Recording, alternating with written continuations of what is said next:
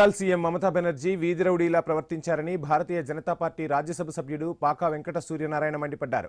ప్రజాస్వామ్యంలో అలాంటివి సహించే ప్రసక్తే ఉండదన్నారు. తెలుగు రాష్ట్రాల నీటి జగడంపైన కేంద్రం దృష్టి సారించిందని తెలిపారు.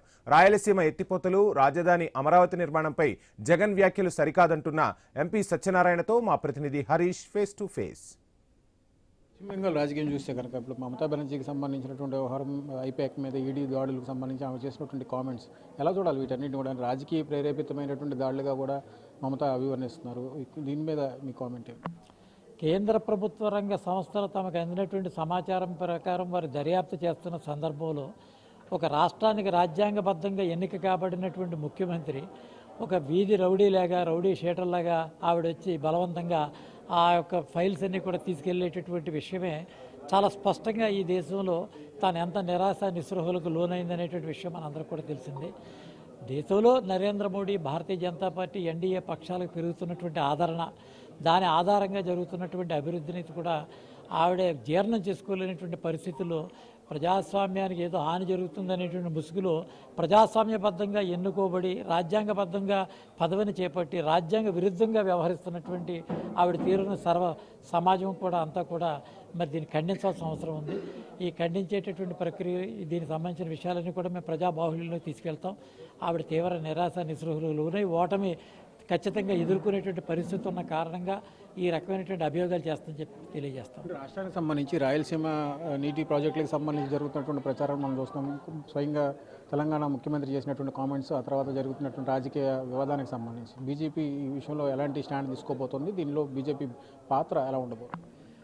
రాష్ట్రంలో వండుకున్నటువంటి నీటి తీరువకు సంబంధించినటువంటి విషయాల్లో ముందు ఆంధ్ర, అదే రకంగా ఈ తెలంగాణకు సంబంధించిన విషయాల్లో ఇక్కడ ఎన్డీఏ ప్రభుత్వం ఉంది, అక్కడ కాంగ్రెస్ ప్రభుత్వం ఉంది.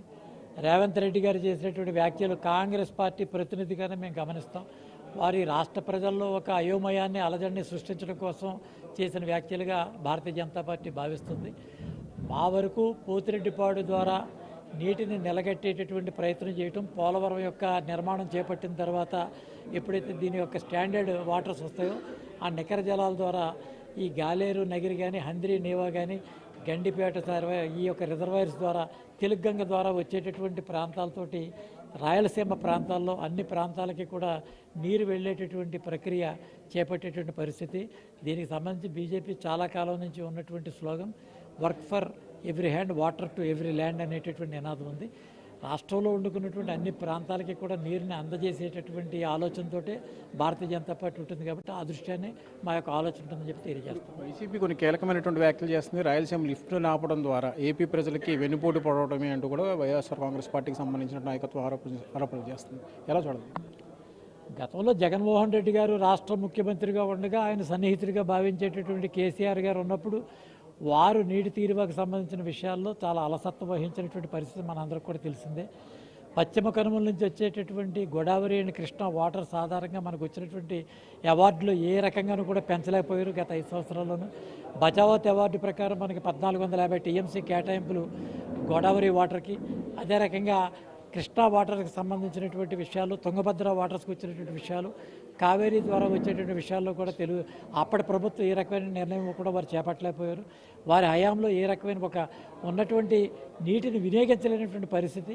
కాబట్టి వారు మాట్లాడటానికి నైతికమైనటువంటి హక్కు ఎట్లాగా లేదు. కాబట్టి ఇప్పుడు మేము అవసరమైతే దీని మీద ఒక నేషనల్ పాలసీ తీసుకునేటటువంటి ప్రయత్నం కూడా చేపడతాం తొందరలో. వారి రికార్డులు ఒకసారి వెనక్కి తిరగవేసుకున్నట్టయితే వారు తాజాగా చేసినటువంటి దానికి ఏ మేరకు విలువ ఉందనే విషయం కూడా తెలుస్తూ ఉంటుంది. చూసుకుంటే కనుక ఒకవైపు నీటి లభ్యతకు సంబంధించి నేషనల్ పాలసీని తీసుకురావడంతో పాటుగా కేంద్రం కీలకమైనటువంటి పాత్ర పోషించడం, అదేవిధంగా రాజధానికి సంబంధించి రాయలసీమ ప్రాజెక్టులకు సంబంధించి జగన్ చేసినటువంటి కామెంట్స్ని పట్టించుకోవాల్సిన అవసరం లేదని కూడా పాకా వెంకట సత్యనారాయణ స్పష్టం చేస్తున్నారు.